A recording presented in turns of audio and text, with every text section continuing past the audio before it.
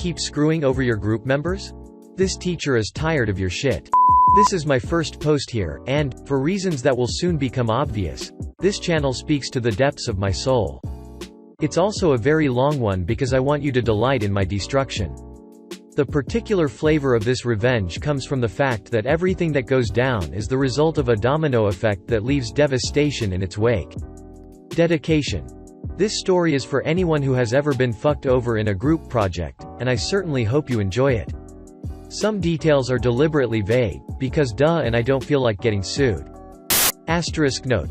Skip to the setup if you are in dire need of an immediate justice boner. My backstory, not super necessary, but will give you insight into my logic. I've been teaching for many years, but it's important to understand that in my first year of teaching, I got put on blast by an elite group of EP and their EK.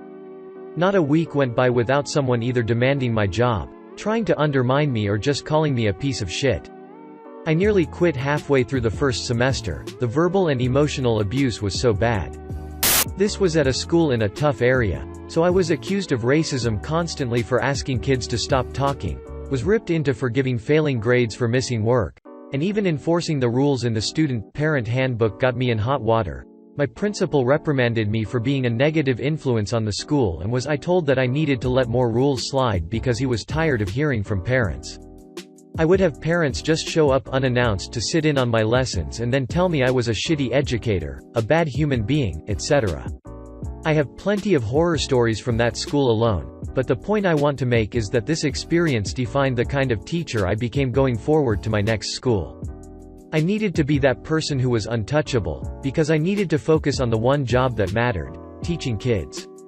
My next school was in a fairly affluent area. It wasn't uncommon for me to find out that my students' parents made millions, which brought its own unique set of problems. However, my new principal was super supportive of me as long as I followed the school's handbook to the letter, because, by doing so, I was in line with the school's philosophy and protected by law. We seriously had parents filing frivolous lawsuits all the damn time. This school had long ago learned that caving to parent demands spilled blood in the water and brought the rest of the sharks in droves. My first year at this new school was successful for many reasons, but primarily because the school culture was easily adapted to. By planning ahead, I was able to head off 99% of all negative parents at the pass. The few times a parent tried to rip into me at conferences, I ripped back so hard that I developed a reputation amongst the kids and parents as someone you couldn't fuck with. Everything I did was in line with the rules, and any attempt to take me down got stonewalled by my principal, who would have to say, "Mr. Fighter Jet is following school policy, so I'm afraid the ultimate decision is his." No joke, I had some parents in tears because their kid could no longer get an A in my class. I wasn't the teacher who wanted to destroy kids, I just wanted them to be accountable, and sometimes that meant letting them fail.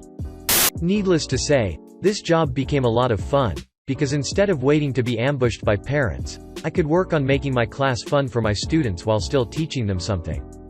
I made ironclad rules for the classroom that brooked little argument and would adapt the following year to make it harder for students or parents to ruin my day.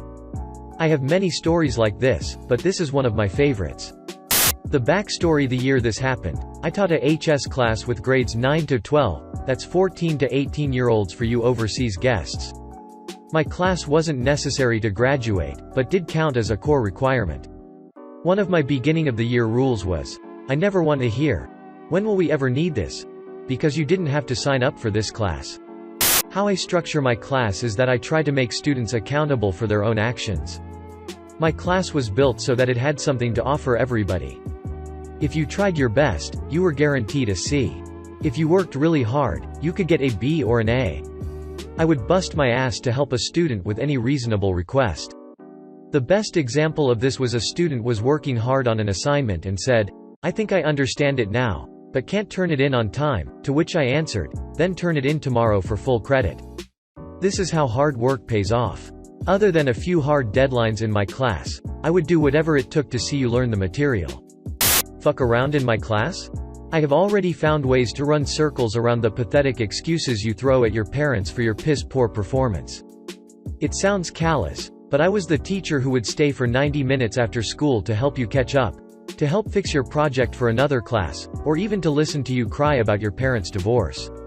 If I caught you goofing in class instead of doing your work, my rule was that at least 70% of class time was intended for homework, quizzes, etc. I would warn you a couple times, email your parents, and then wait and see if they even gave a shit. If they didn't, I would let you keep digging that hole until you were hip deep in water and begging for a ladder. And then I would toss you a rope instead. You could still climb it if you tried hard enough, but a lot of kids would just cry until that hole caved in and buried them. I also utilized my school's online grading, assignment system for nearly all of my assignments, which meant I could document when a student looked at the assignment, how long it took them, etc. All of this allowed me to see what my students were doing, when they did it, and also if they were plagiarizing. This was one of the tools that helped me make important decisions about leniency, and also allowed me to say things at conferences such as, "Of course the test was hard. Your child didn't attempt the 9 homework assignments until 11 p.m. the night before the test." Being able to prove that a student wasn't trying made it impossible for blame to be laid unfairly at my feet. It also meant the worst kids avoided my class. Bonus. However, this year, something magical happened. Every other year, I would get a wave of kids who just wanted to screw around and blame everyone else for doing poorly. At the end of the year, students would shit-talk me, my class sizes would drop the following year, then I would receive high praise from those kids, so everyone would sign up, so on and so on. But this year, not only did I get a giant wave of knuckleheads, but they came with parents who loved to make trouble.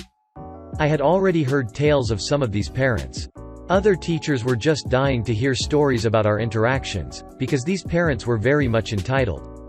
They would name-drop lawyers when they didn't get their way, try to badger teachers into giving their kids extra credit, and would largely deny any wrongdoing on their kids' part. These were the parents who would get called in because their student was busted cheating, then accuse the teacher of making the class too hard, therefore validating their student's need to cheat. So about these knuckleheads. It was a group of roughly 7 senior boys who all shifted their schedules to be in the same period with each other. The other teachers could not believe that I had all of them at the same time, but I just shrugged it off. Every week, the staff lounge was dying to know how I dealt with their shenanigans, but for the most part, I had shut down most of their shit from day one. I actually got along very well with them, despite their constant goofing, because they had mastered the ability to appear busy and didn't distract my other kids. Then came the first group project. My class size was just right for 7 groups of 4 to form. The Idiot Collective formed 2 groups of 4, by pulling in a kid who had been absent on the first day of the project.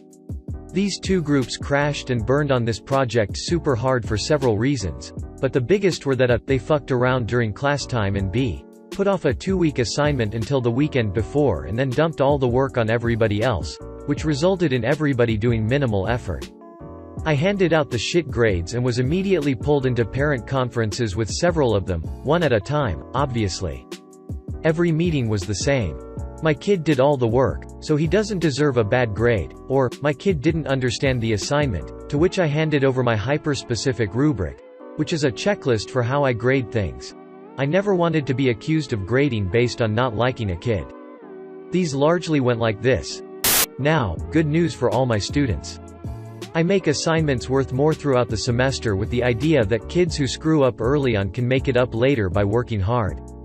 I seed extra credit throughout the semester and all of these parents are disgruntled, but happy to hear that their entitled embryo can still get an A in my class. Now, the end result of these meetings was that it clearly wasn't my fault. Remember, I had all this data to prove that I made every effort to contact everybody, etc. So it must be the other kid's fault. So these parents all decide that their perfect angel is no longer allowed to work with their previous groupmates. Like a cancer, this failure of friends distributes through the rest of the class. Like the genius that I am, I make my students write a group contract for every project that details who does what and when it is due. Why is this important? Because the contract provides me the documentation necessary to allow me to dismiss a bad group member and give them a 0 without their parent shitting all over my day. So here is where the problem begins manifesting. These seniors begin bouncing from group to group like cancerous ping-pong balls, wreaking havoc. I let students choose their groups, so these seniors are desperately integrating with anybody that will have them. Because of my class side, every group has at least one coddled child to deal with, And these children just end up rotating until all of my students have worked with one of these seniors at some point.